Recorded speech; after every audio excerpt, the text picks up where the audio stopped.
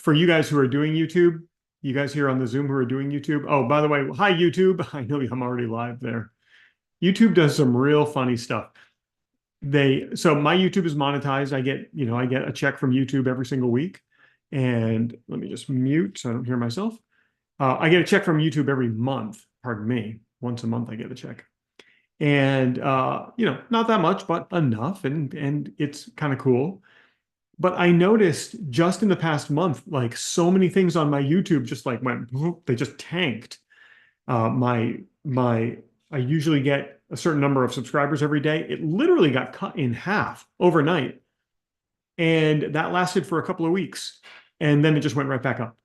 So it's just kind of so weird to me to think about what goes on and in the underbelly of YouTube that I don't think anybody like looked at me and made a decision to do that. I just think it's how things work. And I think a lot of it is testing to see how I respond. And I just stay consistent. I just stay consistent. Just keep my head down and just keep going. Just keep going. I didn't change a thing because my YouTube subscribers grew and grew and grew and grew and like was at an all-time high. Uh, and uh, and then all of a sudden went right down to the floor. And the same with the monetization. I was making car payment kind of money, and then all of a sudden that got cut in half. And so that's kind of weird to see. And as weird as it is, it's also just important to realize that things like that happen. That happens with people, happens with technology, and now this just today, yesterday, and today, start to notice that the everything's picking back up. So that's good to see as well. That's really good to see. All right. So the message there, the lesson there is just stay consistent. Just stay consistent. And it's boring to stay consistent. I realize that. But my goodness, imagine being bored and imagine being bored. Hey, there's the first person's in. Welcome aboard. First person in on you. So look at the big message here is sometimes doing the stuff that works is boring. Sometimes it's boring. And if you can have the discipline to break through the boredom and just realize, okay, yeah, I do this every day. If you can just do that, if you can break through that boredom, and I'm certainly not saying don't test and don't try to innovate and don't try new things, but there is core foundations of stuff that just work. And so my recommendation is, you guys on the Zoom here who are in the inner circle, you guys have the methodology that works. I've tested it over and over and over and over again. There are people here who have been doing it for years as people that I work with. It just works. And they don't get bored with it. And if they do get bored with it, they say that's just part of the process. And then when they're bored with it, that's a good time to try something new and see what happens and test it. And maybe it's something you can add or something you can swap out. What's up, everybody on YouTube? Nice to see you. I'm trying to figure out the icon of the person that was the first one in. But thanks, said great video. Well, I'm grateful for that. We're just getting started. So I'm going to hop over. I got a couple of questions queued up. Let me open up the chat for you guys who are in the inner circle and here on the Zoom. Grateful for you and glad you're here. You guys can chat with me in the chat. YouTube people, the people that are there right now, ask me anything.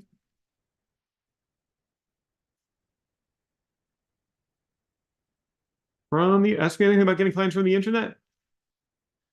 You can ask me anything about running. Sure, you feel free to ask me anything you want. Ask me anything about running. Ask me anything about not eating. I'm happy to talk about that. And then if you really want to get me going, ask me about coffee.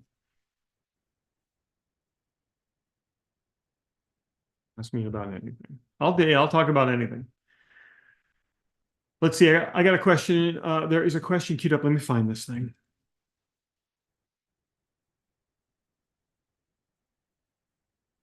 Here we go. So in one of my YouTube videos titled How to Approach Clients on LinkedIn, I give some strategies to get better connections from LinkedIn and making sure that your connections and your audience is optimized. And in that video, I give a whole bunch of tips about how you can make sure that you're getting great connections.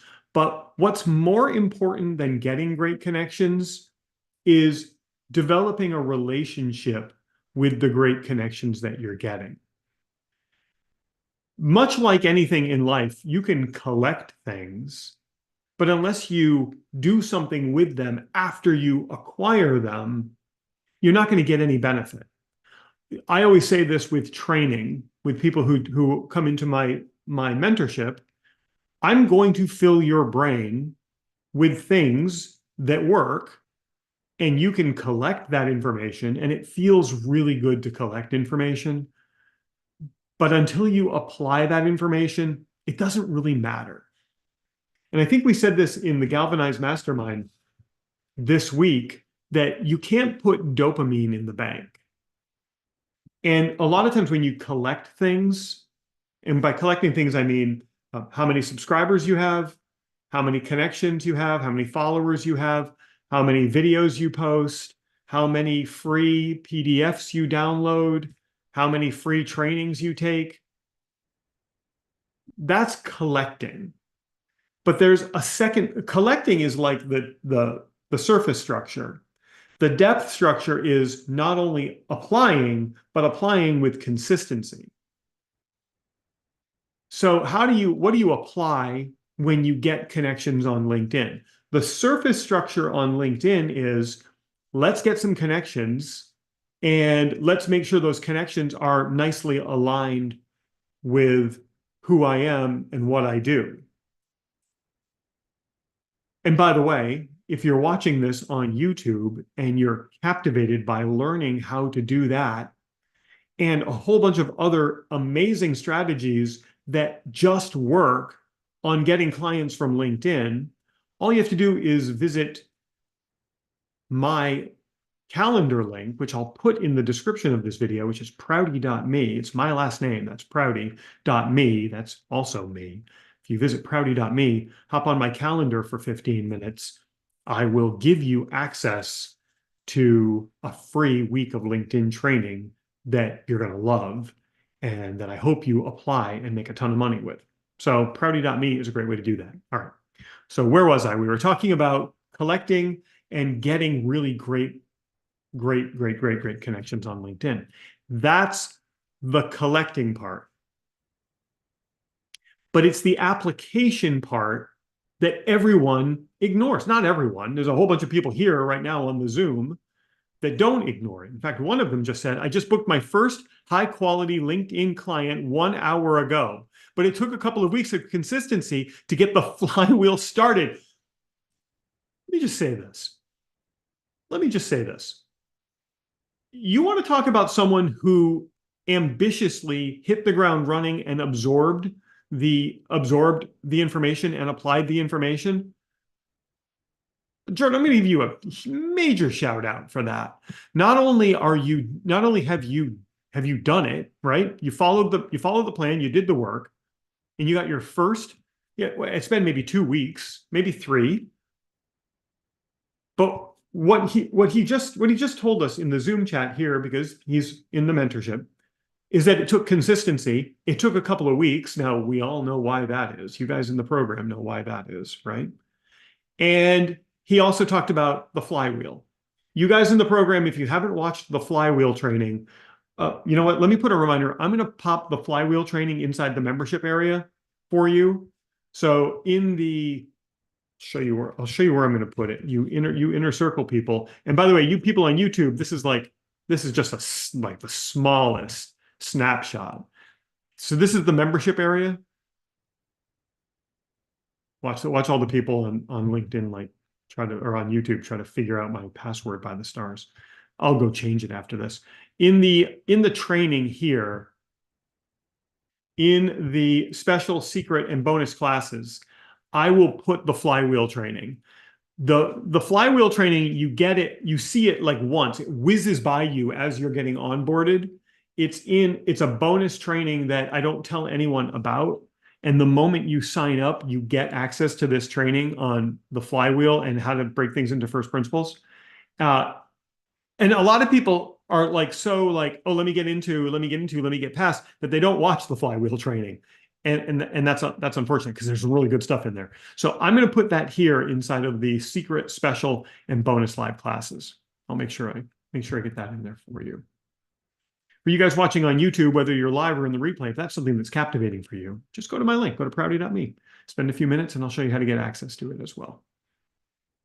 Congratulations, Jordan. That's awesome. Somebody says, I just had someone wanting to chat from a business process improvement post I made earlier this week. No idea if he's a viable client, but it's worth exploring. It shows the need to just keep going. Yeah, great. My recommendation for you, and this is again, you YouTube folks, this is somebody who's in the mentorship. My recommendation to you is that even if they come on and they're trying to sell you something, just play the Uno reverse card and sell into them. Somebody says, is your YouTube course available for purchase? It is. Listen, I'm very open in telling you, I developed a YouTube course last year, and it's like 20 modules, and I did it as I was building my YouTube channel. And in my very first year on YouTube, I generated over 6 figures. Not 7 figures, like more than $100,000 from my YouTube channel. And I show you how to do that. Your mileage may vary. In fact, I can't guarantee you're going to make any money. You might lose money on YouTube. You might. So don't take that as an income claim. That's my personal results. In fact, don't listen to me about anything at all. But if you do want to see how I did it, the course is there and it's available. And if you go to prouty.me, I can get you into that course as well. I'll put that in the chat. That's it's over there in the YouTube chat. Thanks for asking there on YouTube. Somebody on YouTube says, nothing to lose. Chris is the real deal and very generous. Well, don't make this about me. Make this about you. This is about you, not about me. You did the work. You listened to the words and applied the words. All I did was make the words go into your brain. All right, I've got this question here. Oh, the question was about a strategy so let's just jump back. Vroom, vroom, vroom. We're going to jump back like a game of chutes and ladders where you hit the wrong thing and now you're back here. You can collect contacts on LinkedIn, but until you do something with those contacts, you're not going to get any business from LinkedIn. You're just collecting names and you've got a number associated with your profile. You can't go to the bank with your LinkedIn account and show them how many connections you have and hope that they put some cash in the bank for you. It doesn't work that way. You're just collecting.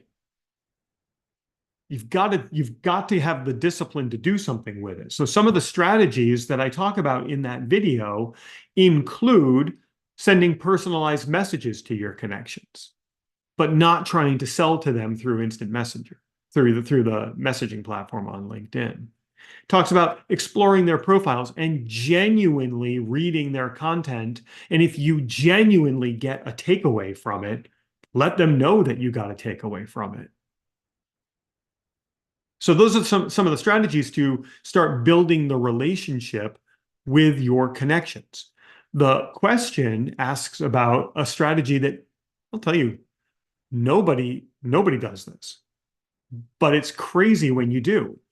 If you sell something that's high ticket, so let's say we're talking high ticket changes. High ticket used to be like $30,000. I think high ticket now is like $5,000. If you sell something for $5,000 or more, and you connect with people on LinkedIn who are your exact perfect clients, I would say it wouldn't be a bad idea to send them a handwritten note thanking them for connecting with you on LinkedIn, or better, if they happen to post something on LinkedIn and you genuinely get a takeaway out of it. Write a handwritten note, drop it in the real mail with the real mail person that works for your government, that delivers the envelopes from you to them. Send them a handwritten note. You want to stand out? They get a note on their desk that you liked their LinkedIn post and you just wanted them to know. You guys in the mentorship, you know some of the language patterns that I would use. I'll type them in the private chat. Things like this.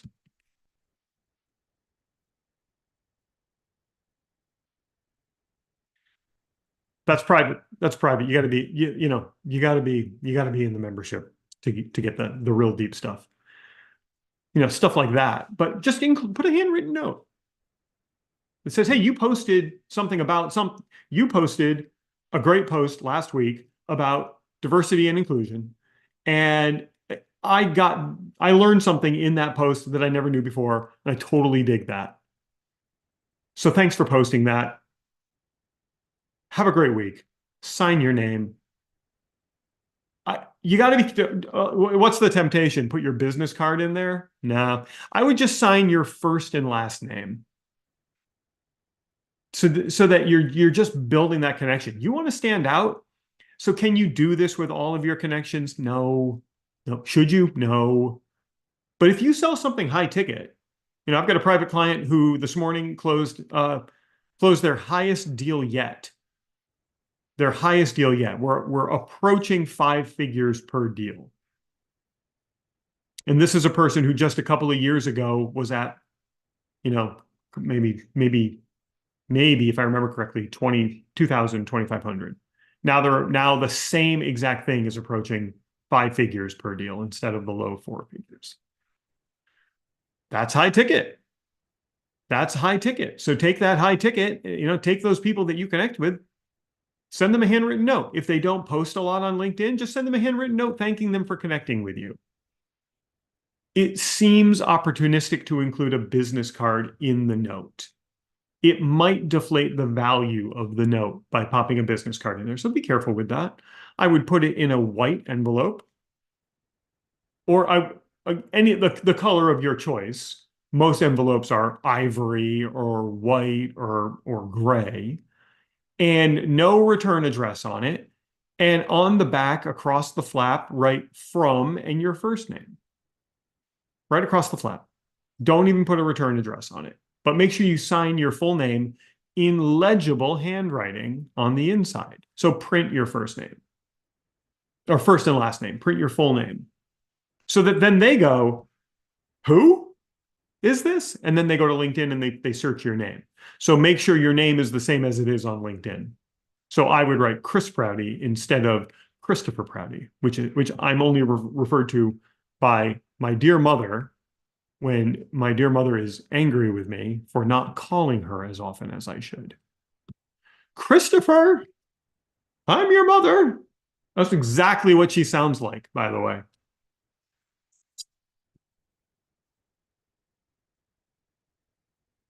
Probably a good reminder to call her today. So the answer to your question, the question was, do you send it via post or take a photo and email it? Write the note and take a photo and email it. That's an interesting idea to write something and take a photo and email it. I don't think I would do that.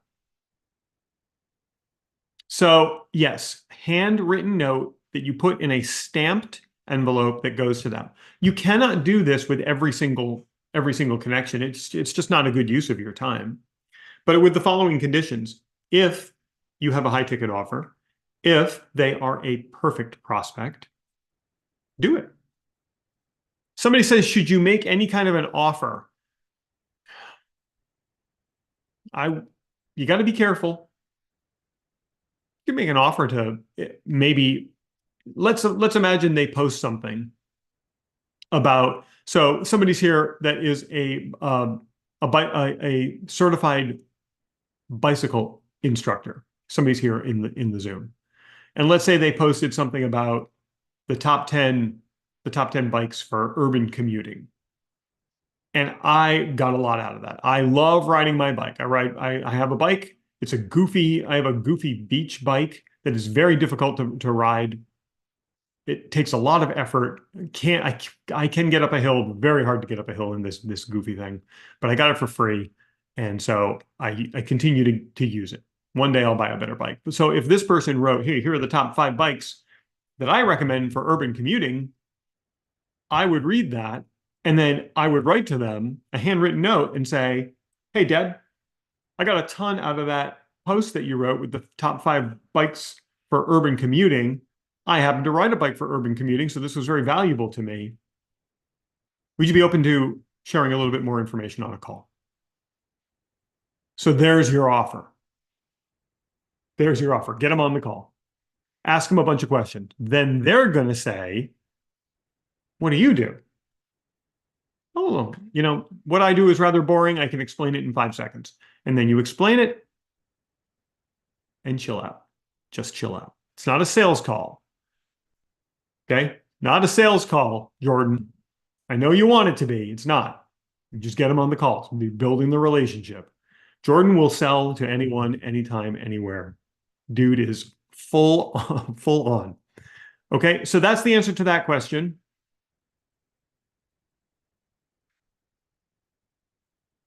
Let's see. Here we go. From our resident bicycle specialist, I was able to secure a scholarship for a person to become a certified league cycling instructor. He keeps sending me business. I just opened my mouth and asked him if he was interested. I must have asked him 3 times. So Deb, you kept asking, and he finally came around. Is that what you're saying? Somebody says people just need a nudge. You're right. I replied to messages this morning and received this message. So somebody's saying that they are using LinkedIn to communicate with their connections, and they got a reply saying, "You've just made my day. I'm overjoyed to hear back from you." Look, yeah. So guys, listen. What we're talking about is basic human-to-human connection here. Somebody write down that I just said those words. I said them last week too. Human to human. In 12 months' time, where did I make this prediction? Oh, I can't make this publicly on YouTube. I made a prediction about the phrase human to human. I gotta be careful with what goes out there. I made a prediction about the phrase human to human. And in 12 months' time, you're going to be hearing that phrase human to human quite a bit. Go back to the study that was done by University of Massachusetts in the late 1980s, early 1990s, when the Massachusetts Turnpike turned from human to human contact to automated, and still had one human at a booth, whose name I remember at exit 8. I don't know if it's still exit 8 anymore. I don't know what exit it is now, but the Palmer exit, the guy's name was Larry. If this is really true, I remember that dude from the 90s. And more people would go to him than go to the automated one. And there's a really good reason for that. We are going to see a resurfacing of that information in 12 months' time. And the phrase you just watched, the phrase human to human, is going to show up everywhere. Everywhere. It's going to show up.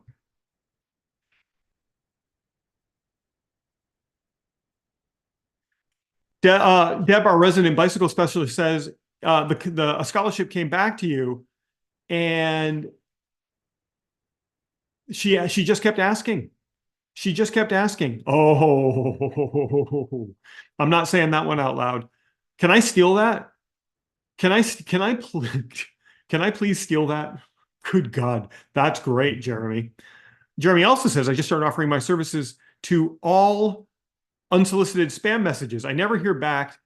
That's a great way. When you get spam messages on LinkedIn, flip the Uno card on them and start offering stuff to them. Try to sell to them. What I get is a lot of people messaging me, hey, YouTube, a bunch of people on YouTube, thanks for being here. I'm grateful for you. Chime in the chat. Let me know where you are in the world. I get when I get a lot of people saying, hey, I can help you do X. I can help you have better looking videos.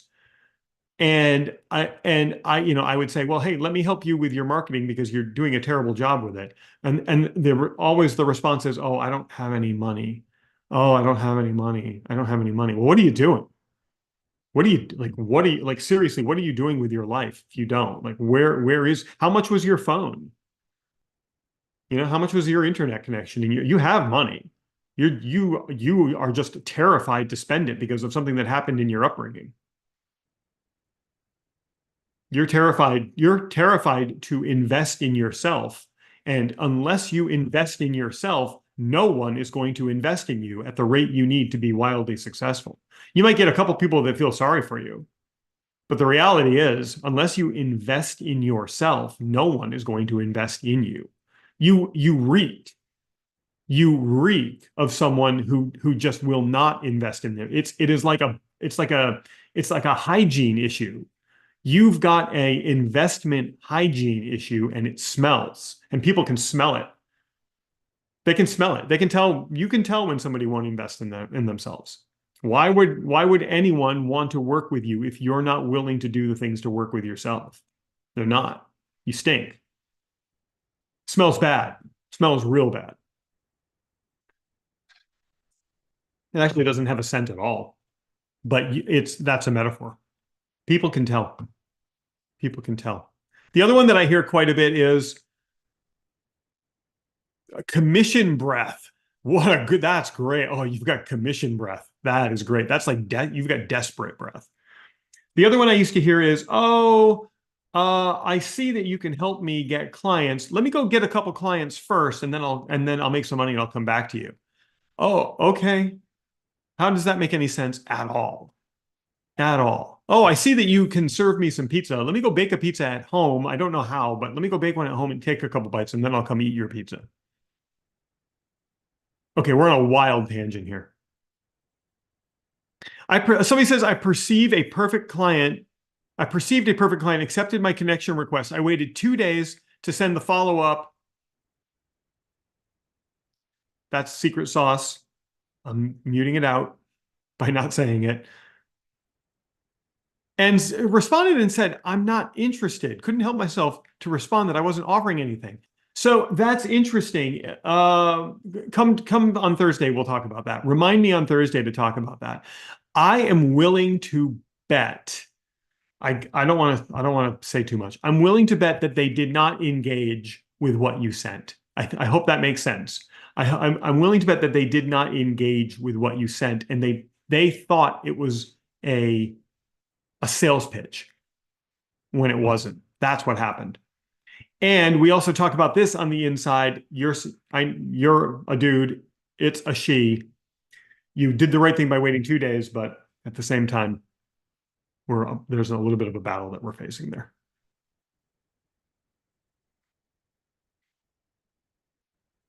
Yeah. Yeah. Oh yeah. Yeah. Yeah. Yeah. I don't think she engaged with what you did. Okay. If you pick up on it, I don't think that happened. And we have no way of knowing. So I'm not interested. You're not interested in me saying thank you to you. Okay. I'll remember not to thank you again in the future. Let's see if there's any more questions floating around anywhere. Got a bunch of people on YouTube, guys. You can feel free to ask me anything. You are here. Now would be a great time to subscribe to the channel. If you're not going to ask me anything, at least subscribe to the channel. Click on that little subscribe button. Jump the line whenever I post new content. Somebody says, when's your next video coming out? My next video is going to be released on Monday, and let me tell you what it's going to be. It's already in the queue, and it is called, I don't have a good title for it yet. Let me see if I have let me look at my notes to tell you the title. I don't have to tell you the title. You'll see the title when it's released. The video on Monday is going to be the one thing you need to master prospecting and getting more high quality leads from anywhere, from any social platform or the internet. The one thing you need. Do you want to know what it is? Since there are no other questions queued up, the one thing you need is the ability to personalize everything that you do. But what we're not talking about here is getting someone's name in front of them, although that works very well. If you can get somebody's name or company in front of them. I have a very large private client who I won't name, but they're a very large private client. And what we do is we geofence offices for the large clients that they go after. And then we customize the website that that geofenced business sees, so that right on the homepage when they land, we help companies like, and then it says that company's name. So we help companies like Coca-Cola to blank,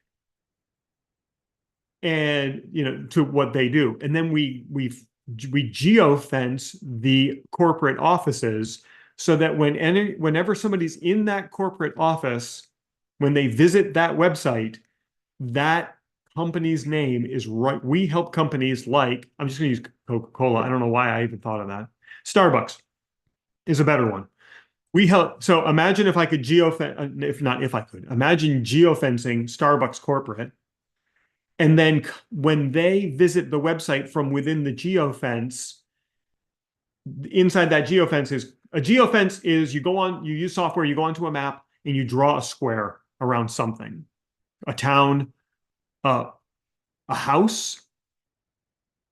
You can, if you're in real estate, you should be geofencing all the for sale by owners homes. So you drive around, you see a for sale by owner, you geofence the for sale by owner home, and then you place an ad through Facebook in front of them that says, if you're trying to sell your home yourself and it's been more than, you geofence it right when the sign goes up, set a timer for 90 days. And after 90 days, they see an ad that says, if you're trying to sell your house yourself and it's been about 3 months and you haven't gotten any interest, let me help you out. That is some ninja secret sauce for anybody who's a real estate agent watching this. So hyper personalization of content goes beyond that. And it goes into predicting what they're going to ask before they ask it. Predicting the questions that they will ask that they haven't asked yet, or predicting the questions that they have that they don't know they have. It's addressing the hyper-personalization goes beyond the name tag. The name tag is the name in the company, and that's what we used to do 15 years ago. That was personal. That was wild personalization. If you could put somebody's name on something, it doesn't really work that great anymore just to do that. You've got to go beyond that. The personalization of your messaging needs to hit people at the psychographic level. So psychography is the study of people, how people behave, what they like, what they do, what they engage with, what they don't like, what they avoid, what they seek, what they run from, what they aspire to, how they self-actualize. All of those are psychographic characterizations. And if you can build a psychographic matrix, sorry, I had to do it. Oh, that is such a callback. Who was around then? I only did that because my 11-year-old told me last week that he saw a guy who could bend his back over backwards when bullets were being shot at him. I had to say, oh my gosh. Yeah, I know. It really could have happened. Seriously, I could have just fallen. I kind of wish it did. So I had a Nerf bullet shot at me this morning, and I did that move. I did this. I'm holding myself with my legs under my desk so I don't fall. And I did that, and my kids love it. They've only seen that clip of The Matrix. I said that because I said the word matrix. I said the word matrix because I was talking about psychography. And by the way, if you're here on YouTube and you kind of like this banter that we're having, you would really love what it's like inside my Inner Circle program. It's incredibly inexpensive, like a couple of bucks a day. You can't even get a coffee for what it is like to be in here. And you get to see me like 3 or 4 times a week privately in a group setting. And we get to do stuff like this, but at a whole deeper level. So if that's something that intrigues you, you just hop on to prouty.me and spend 15 minutes with me. I'll see if it's right for you, and I might even ask you to join. If you do, that would be great. And if you don't, that would be great too, because I only want people in there that want to be in there. So you take the psychography of the people that you're marketing to, and you've got to understand it. So where do you find this psychographic information? You find it by asking questions of your audience. You ask questions to your prospects. You take surveys of the people who are your clients. I haven't done a survey in a couple of years of my clients, but I did a survey of my clients a couple of years ago, and I asked some questions to understand their psychography.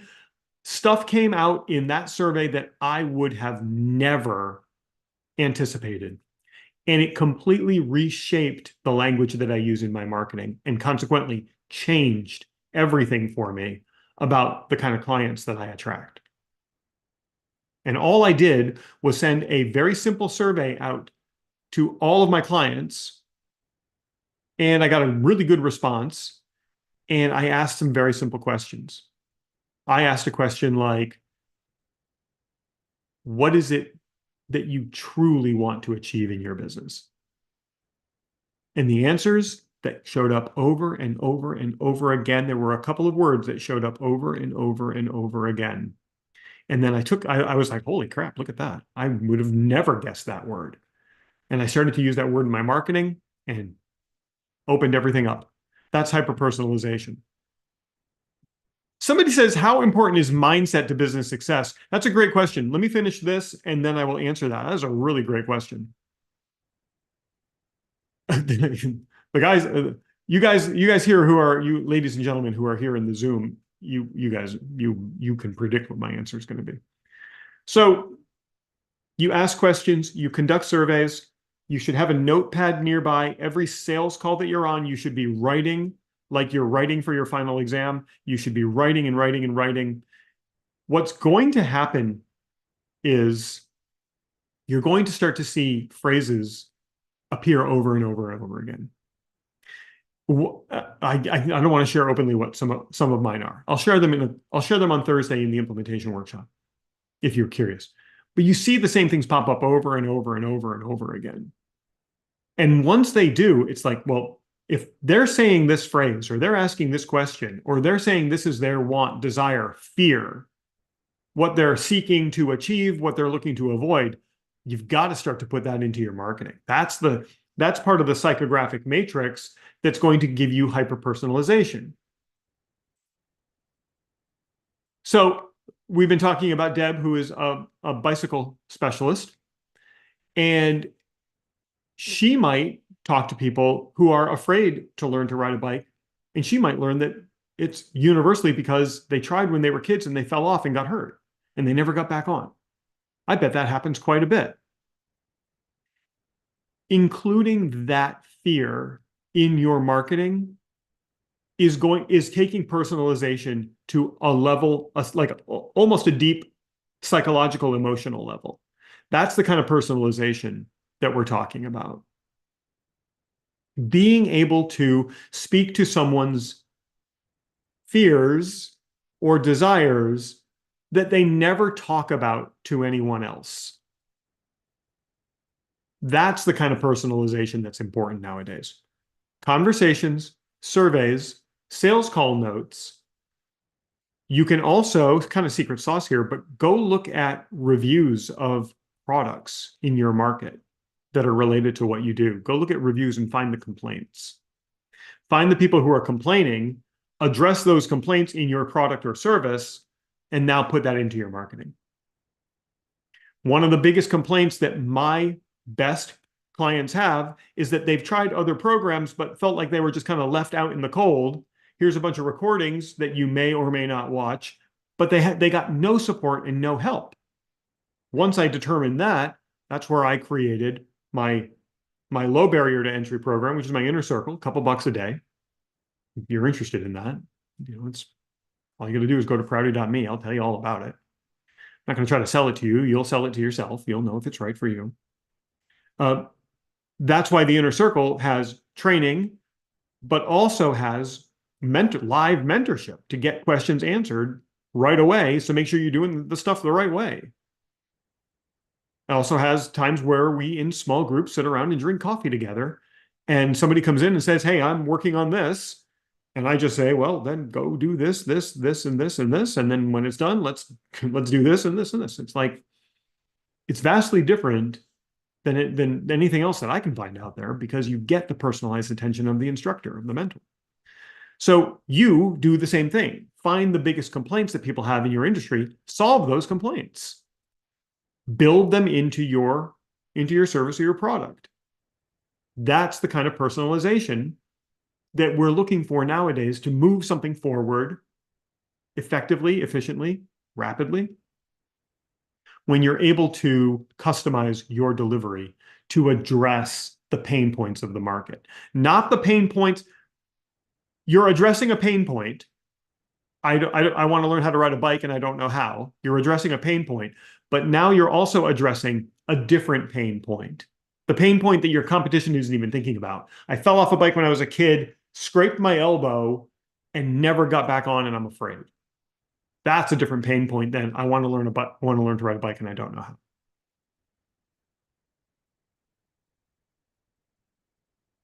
how. There's somebody here in the Zoom. I don't even want to say their name. And I'm thinking about something that we came up with as a private client, thinking about something that we came up with that is exactly that. We were just talking about it last night. It's a paradox. It's a paradox. That's addressing the root of the problem. That's personalization at a whole new level. So look around. Who's doing it? No, nobody. What are they doing? They're building pictures of that dude from the Titanic movie with AI, and they're posting those. Please go do that. You guys, my competition, go do a lot of that. You keep doing them.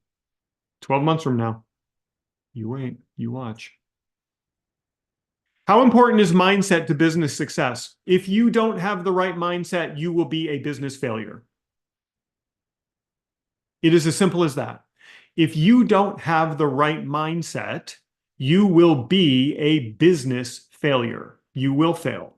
You will not succeed without the right mindset. Okay? You simply will not succeed without the right mindset. Your mindset is everything from how you program the 4 major parts of your brain. So how you program your basal ganglia, your limbic system, your neocortex, and your reticular cortex. Those are the 4 parts of the brain that I'm most concerned with for you.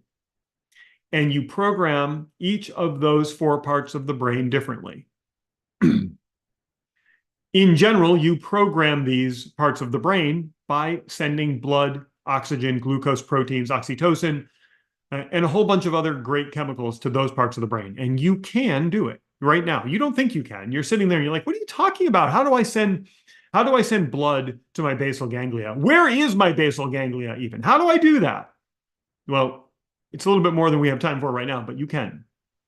It's with your thoughts, your behaviors, your actions. You send blood to the different parts of the brain to activate that part of the brain. Here's an example.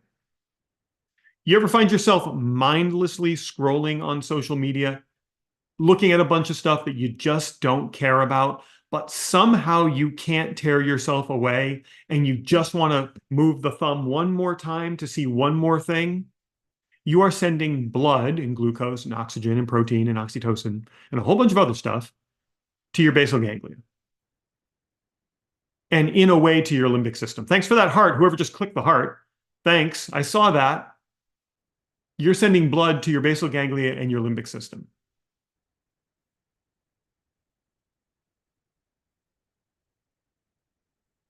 So you're activating those parts of the brain. Scientifically, we can prove this, we can measure this. You're causing those parts of the brain to grow. Have you ever worked for a couple of hours and not noticed the time passing? And you got a ton done, and you sit back and you're like, I just got so much done. That felt great. You weren't hungry. You weren't distracted. You didn't check email. You didn't look at the socials. You just got some really great work done.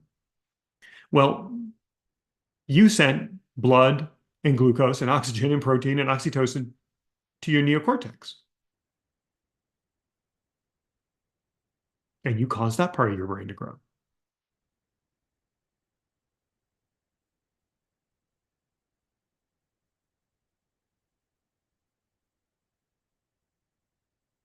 So when you do this, this is the part of mindset that I focus on. It's the scientific,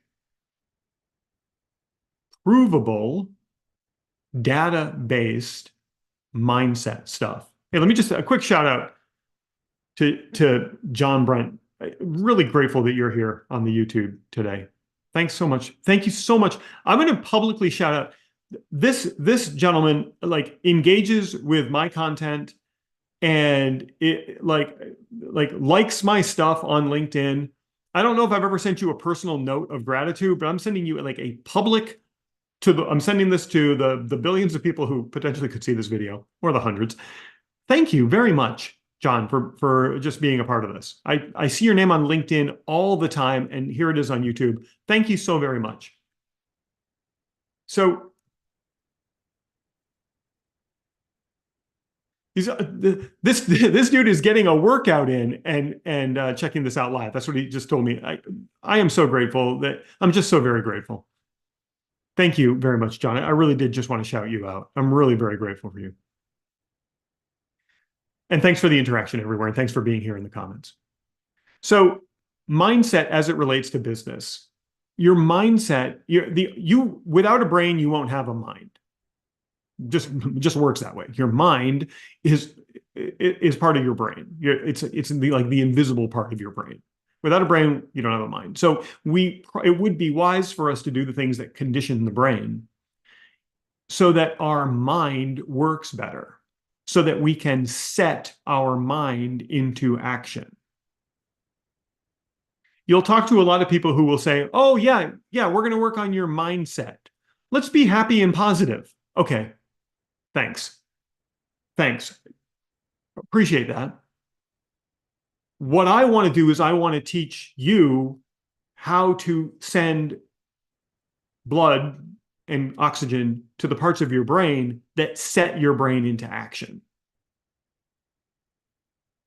And I want to grow those parts of your brain. And I want to leverage the power of those parts of your brain. The reticular cortex, in particular, is the one that I really want to focus on with you because it connects the basal ganglia, the limbic system, and the neocortex, connects all those things together, takes all of the inputs, processes them, and then sends them to the right parts of the brain. That's really, you want to talk about business mindset? That's where it's at. That's the neuroscience of business mindset. If you happen to be watching this at any point in the future and you would like me to talk to your organization about this, I just gave a talk on this 2 weeks ago down in West Palm. And literally, it's funny, I look at pictures from that event, people had their phones out, and at first I thought people were like distracted and they were scrolling social media, but as I walked around, they were typing notes as fast as they could because they'd never heard this stuff before. And it's not that this stuff hasn't existed, it just hasn't been synthesized in the way that I synthesize it for you. Because I'm looking at for 25 years, I've been looking at brain studies and how they relate to, Eileen was there and she says it was amazing. She was there in person, thanks. I've looked at brain studies for 25 years and how the brain relates to your mindset and to your achievement and to your ability to perform, to have peak levels of performance. And so I looked at 4,000 years ago, things that were studied 4,000 years ago in relation to the brain. I look at what the greatest gurus of all time who could sit and meditate for days on end, how they were able to do that. I looked at the fabled monks who were able to conjure up vibrations from their voices that could move matter just with the vibrations from their voices. Witnessed it, saw it happening. And then took all of those as first principles and put them together. So when I talk about mindset, I'm not talking about just the thing moving forward. I'm talking about the engine that really makes it move forward. Because you can't, unless you optimize the engine, the rest of it can't really be optimized. So the question was, is mindset important for business success? It's the only thing that it's the essential thing for business success. You look at the most successful women and men that have ever lived, and they had one thing in common, and it was how they used their minds to create their success. And you can do the same exact thing. I start this talk by telling you a truth. We start with the truth, and the truth is you have limitless potential. You have limitless capability. No matter how young, how old, how accomplished, no matter what happened to you growing up, no matter who hurt you, or who supported you, or who said what, or that thing that happened, or the thing that didn't happen, nothing matters. You, right now, where you are, have limitless potential. You have more potential than you could ever use. You have more capacity than you could ever use. You could spend the rest of your life working at 100 miles an hour, endlessly, tirelessly, and still not even come close to tapping in to what you could use. Stanford University suggests that you, over the course of your life, use about 10%. Harvard University says it's only 2%. Imagine if you could harness the power of all of that unused capacity. Let's say it's 10%. What if it's 10% and you're making $200,000 a year? What would happen if you just dug in and you were able to unearth even 20%? If 10% of your capacity makes 200,000 a year, if you just used a little bit more, could you make 400,000 a year? You bet you could. How do you know? Look around you. There are people who are making that, doing what you do. And if you're making 50,000 a year and you want to dig in a little more and make 100,000, is that possible? Look around you. There are people who are doing it. Do they have anything different than you? No, they don't.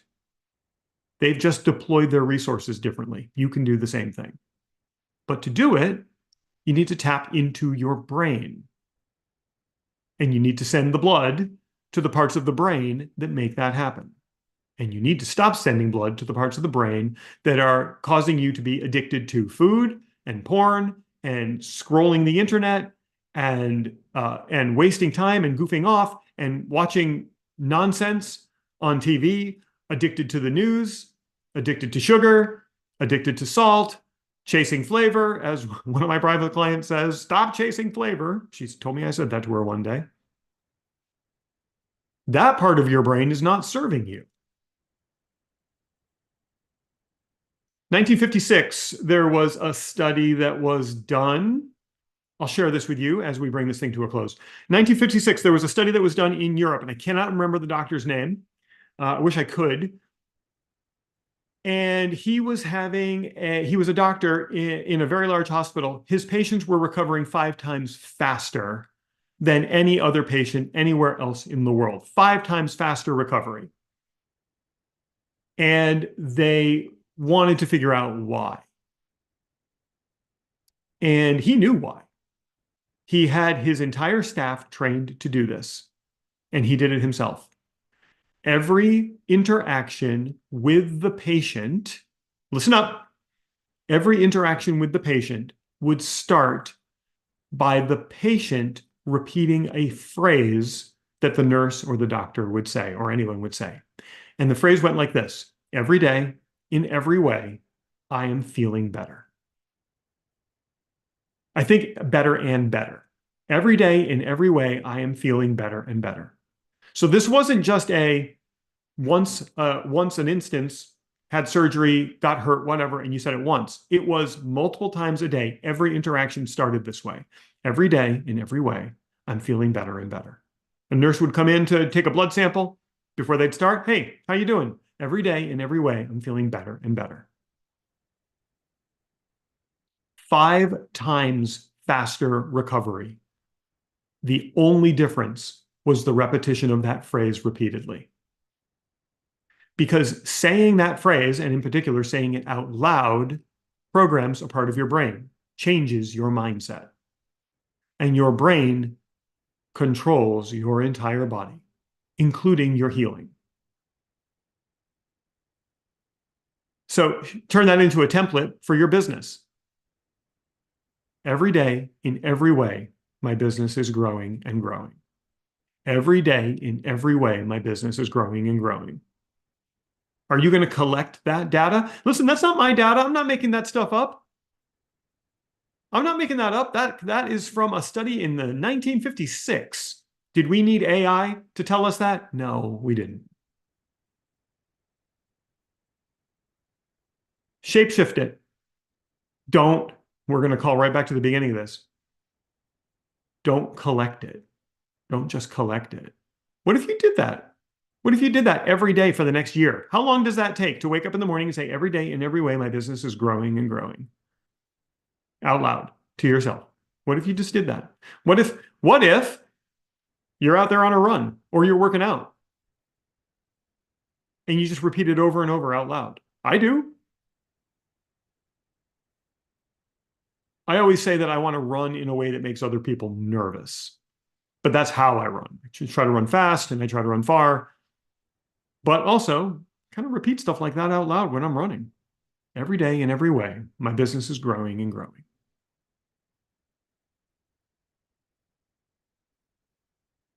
What if you did that? What do you think would happen? What's the worst thing that could happen? You're certainly not wasting any time. It takes 2 seconds to say. You're doing it while you're doing something else. What's the worst thing that could happen? Your business grows?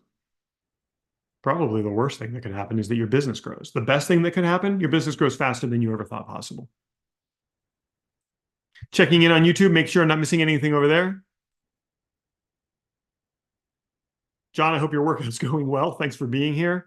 Say it with conviction in front of a mirror. If you're going to do it in front of a mirror and you want to say it with conviction, you say it twice, and in the mirror, you look into your left eye and you say it, and you look into your right eye and say it. That will program it in.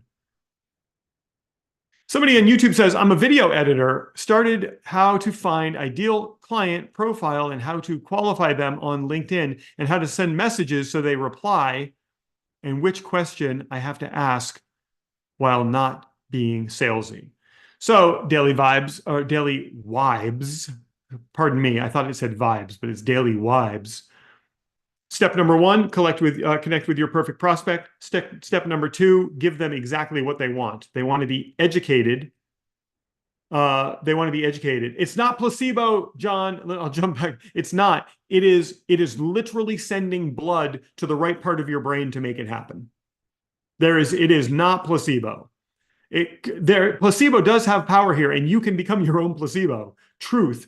That's the truth. But this is scientifically proven to send blood to a certain part of your brain, to activate that part of your brain.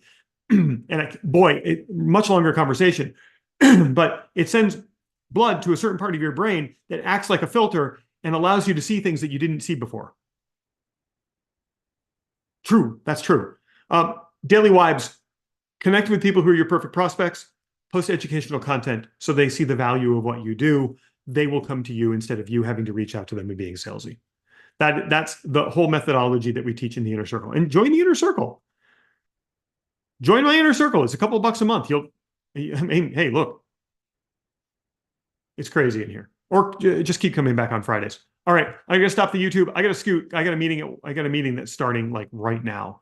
So thank you so much, everybody, for being here. I'm so very, very grateful for all of you. And thanks for chiming